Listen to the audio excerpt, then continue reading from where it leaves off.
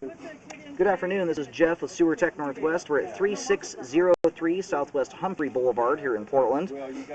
We're located at the front of the house here. If you're standing in the roundabout facing the front of the house, we're to the right of the doorway. We got a big 4-inch ABS clean out as our point of access. We're going to check the overall condition and serviceability of the sanitary sewer line. Water is running. There it is there. We're going to clean some cobwebs off the camera lens really quick here. And then once we drop back down there for the second time, we will zero the foot counter out.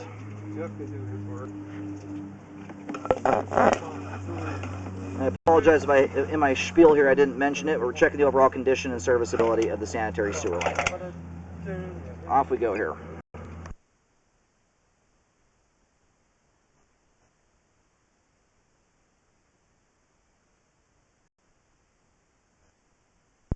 Alright, so we're running up on some standing water here, which I usually wait till the very end to check those things out because the running water can exaggerate them to some extent. But you look like you've got a belly there that's still going to probably have at least an inch of standing water in it once the line's drained. And it's one of the tricky parts when you get these lines. You know, this line could certainly be deeper. It doesn't drop to the very bottommost floor of the house. But you still got a line here that's coming out at a decent depth. And the deeper they are, the more likely they are to settle. So right here we hit a Y connection. My assumption, I think there's about 4 houses back in here. My guess is that this is where you start to tie in with them. Now, I'm going to push out here a little bit further, but it's a good idea to, I don't know if there's an HOA in place or what have you, but to find out how responsibility over the sewer line is divvied up.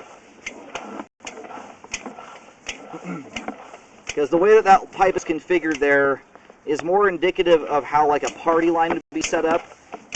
Although back in here, this might be privately maintained for all I know. That might be just totally fine to be configured that way. But if there's ever an issue, you know, at the point where all these lines are converged together, where the line is shared, you know, who and how is responsibility divvied up in the event a repair is necessary.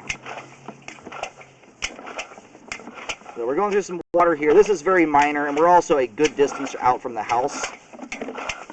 And the folks living up in here in general are living very clean. This is an extremely clean sewer line. There is almost no buildup to speak of. I don't know what the occupancy is like in these either. I mean, if you have very few people living in these, you're not going to generally get a lot of buildup. That we just went past there was a big pile of eggshells. That is something you really want to avoid putting down your line. You can see how they settled into that spot. And as it sits right now, that's not concerning. It's just mostly as a general rule, you want to not put them down your line. They really gunk anywhere where you have a trap, where you have standing water, which is under every sink in the world. They'll build up in your sink trap and cause a blockage.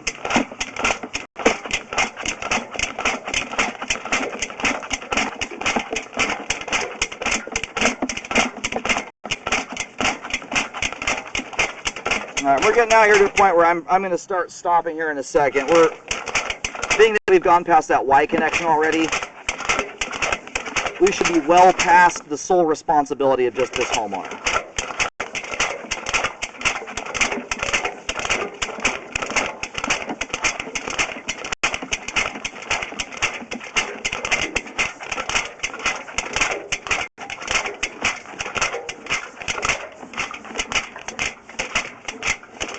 Alright, I'm going to go locate and see where we are here currently. Okay, so I'm starting to pick up the signal now. It's in a spot where it's very hard for my locator to locate through, but the line starts to travel up the driveway, like you're going to leave the property. Where I'm picking the locate up now, though, is off to the side, like the line is going to go right through this area that's super built up here. You can see a street above this house from where I'm sitting right now. It looks like that's where the line is heading. And right now we're in and amongst where the ground is built up. I mean, where it's like built 20 feet above the level of this property. I'll show it with the camera when I pull out. We're just reaching a point here where my camera is just, every time I hammer down on it, it's hardly moving at all. I'm going to go just a little further. We'll see how much further I can get this thing to go here. But Gonna probably go maybe another 10 feet and we're gonna call it good. I'm just running the risk of damaging the camera at this point.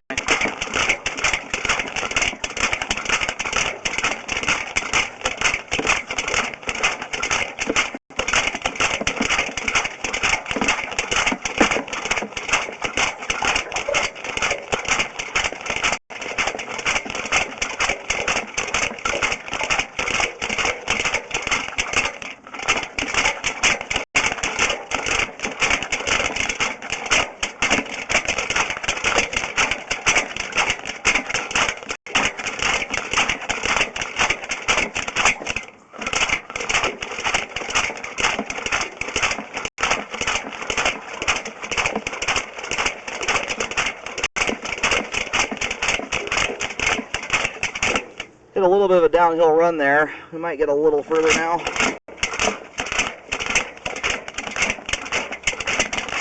Yeah, my camera's just wanting to hang up on that turn. It takes very little to stop you up at this distance. We've almost reached the point of maxing out my camera at this point.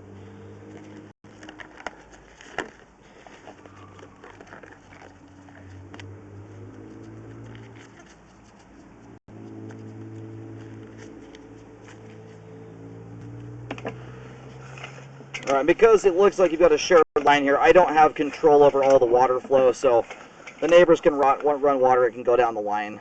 So I've turned ours off at this point. That right there, that tie-in, where we're located right now, we're getting in the realm of where I would expect to start seeing a test tee, where you start getting close to the street. When a line, generally speaking, if we get further ahead there, usually what you're going to have is a transition. The line will probably transition over to green PVC and probably make a diameter change. And you will always have a test tee connection right before that. Now, it might be what that is. It might also be a secondary cleanout. The hard part in this circumstance is time. You have to, one, locate it and uncover that thing on this hillside over here, which is a job on its own. So being that it's a shared line, we've already gotten this distance from the house. I see absolutely nothing that would indicate a significant flow problem ahead. The line is spotless clean. And when you have scenarios where you're getting recurring issues, you don't have a line anywhere near this clean. You'll have buildup all over the place long before you ever get there. But especially being that you've got a shared line here, at least it appears to be. I'm going to locate that Y connection here in just a moment. You know, we're getting way into stuff that is not solely the responsibility of the homeowner. In fact, only it looks like about 25, 27 feet or so of what we scoped out of that 170 looks like it solely would fall under the responsibility of this house. So we went way past that point. And I try to within reasonable, I mean, up to a point where it becomes unreasonable. You know, that way if there's anything immediately beyond that, fairly close proximity to the house, we can, you know, make folks aware of it so it can get corrected before it causes problems, not just for this house, but for the neighbors. And so you've got some standing water in this line here, obviously, as we come back. Thus far, very, very minor standing water. Lines that are this length, it's unreasonable to think they're going to 100% stay in grade. It almost never happens, especially with this configuration where we're sitting down below grade. I'm actually amazed at the install on this line. The fact that we got out to 200 feet and we have as little settling as we do is a small miracle. Lines like this, with this kind of configuration, the way this property is set up here, often will have bellies that are, I mean, nearly half the line with inches of standing water in them. That's very commonplace. So even with the settling issues this has, I would still call this a very nicely installed sewer line. I've been doing this 13 years and I've cambered somewhere around 24 to 25,000 sewer lines. Over 2 million linear feet of pipe I've looked at. And that is my experience with it, is that's just what you end up with. So as long as it's not ultra severe, I usually don't make a big deal of it. Standing water in plastic pipe like this, it's obviously the water can slow things down, but it hugely comes down to how the line is being treated. That's the biggest factor.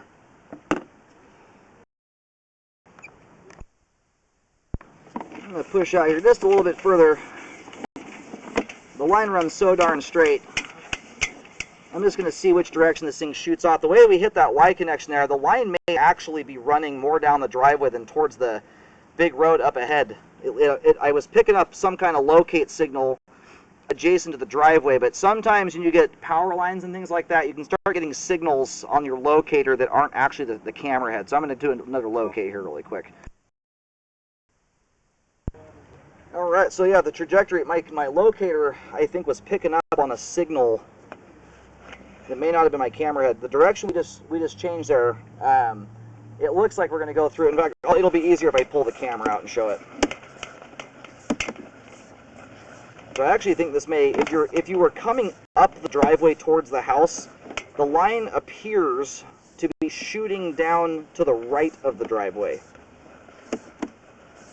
which is a good idea because it helps you take some advantage of the grade of this property here.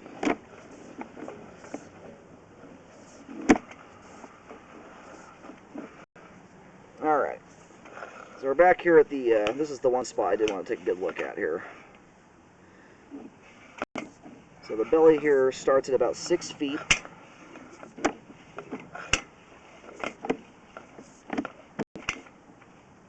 You have a little bit of an offset there at that joint. My camera, it's the offset, the little lip that's on it, I'm right up against it right now. It's not even quite tall enough to even come up above my camera lens. It's all of about 1/4 of an inch. And then the belly here, this is the most significant part of the line, or I guess the most significant standing water in the line that I've seen. It runs from about 6 feet to about 14 feet, and it's holding right around 1 inch of standing water. So at the 5-foot mark with about 1 inch of water is where I start to consider repairs. I don't recommend repairs on everything in that scenario. And I go also based off of evidence. You know, the top of the pipe right there has a little bit of debris stuck to it, but if you come back prior to that point, there's just nothing at the top of the pipe. It's spotless clean. I'm not seeing strong evidence of this causing recurring issues over and over again. And keep in mind, you have a lot of stuff that as it flushes through here is dropping about 6-7 feet vertically before it leaves the house. So it's moving with some good speed.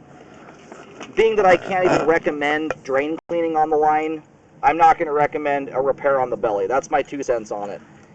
It's a belly that hovers around my breaking point for recommending repairs, but I only do that in circumstances, and especially so in older pipe materials. I mean, standing water is always going to slow things down to an extent. When you couple that with old cast iron, old concrete pipe that has very rough pipe walls that snags debris up, that combination is not a great one. Smooth plastic pipe does not have the same issues that older pipe materials do. The big thing with standing water, and this goes for lines with or without bellies, treat them right. Folded toilet paper, no grease, cooking oil, stuff like that. Dumping the deep fat fryers down the sink, wipes, paper towels, flushable wipes, that kind of stuff. It's that kind of junk that has the hard time getting through standing water, and all that is improper items that shouldn't be going down your line to begin with. So if you treat the line correctly, like these people have, your line will stay clean. And it's large diameter 4-inch pipe. It's not little 3-inch stuff. Anyway, that's my reasoning there for not recommending repair on it. I think it's overkill for the situation we have, especially if I can't recommend a few $100 in drain cleaning on it. You know, trenching up 8-9 feet deep here just doesn't make a whole lot of sense to me. But real quick, before I am all finished up, I put a green Y marking right out in the driveway here for reference. So there's your clean out. The line runs. It doesn't run perfectly straight. It does a little bit of it kind of jaunts and then turns. You can almost see it on the concrete or the asphalt there. There's a green Y marking. If you watch that Y and kind of pretend to go through it like you're in the pipe and turn with it, the line runs that direction right through that brick wall, and then off down this way, kind of paralleling the driveway to some extent anyway. Originally, I was starting to pick up a signal on the other side of the driveway over there where that big rise is at, where the ground is built up like crazy. I was picking a signal up over there, but that looks like it was interference from something else. Anyway, we have adequate flow all the way out to at least 170 feet with no indication of any significant flow problem ahead. All the pipe we scoped here today, all of it is intact. None of it's broken, albeit some has settled. None of it is open to the ground or anything. Line is functioning at this time. I would at least look into the Y connection, make sure that's up to snuff and there's no issues with being non-conforming with the city.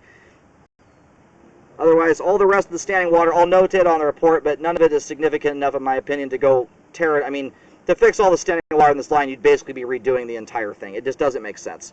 You're better off as a community in here, or on an individual basis, doing a hydrojet every few years to keep buildup down. That's how you deal with these things. It makes more sense to do that.